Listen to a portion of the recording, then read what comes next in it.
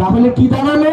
মোদি চাওয়ালা তো ছিলেন, কিন্তু প্রধানমন্ত্রী হয়ে বাবুর ফুটানি বেড়ে গেল, সব বদলে গেল। আর আরেকদিকে মমতা ব্যানার্জি, তিনিও একই গরিব ছিলেন, মোদির মতোই ছোটবেলায়।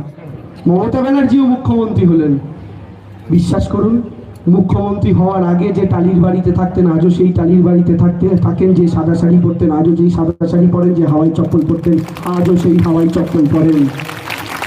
তাহলে মোদি বদলে গেল, দিদি বদলালো না। আর সবচেয়ে বড় বদল কি হলো জানেন? মোদি নিজের জন্য 8,000 কোটি দিয়ে একটা প্লেন কিনবে। দিদি বললো আমি নিজের জন্য একটা প্লেন তো কিনতেই পারি, আমি মুখ্যমন্ত্রী। কিন্তু মোদি 8,000 কোটি দিয়ে নিজের জন্য প্লেন কিনুক, আমার প্লেন চাই না। ওই 8,000 কোটি দিয়ে আমি মায়েদের লক্ষ্মীর ভান্ডার করে দেবো, সেই প্রকল্প দিদি শুরু করে ফেললো।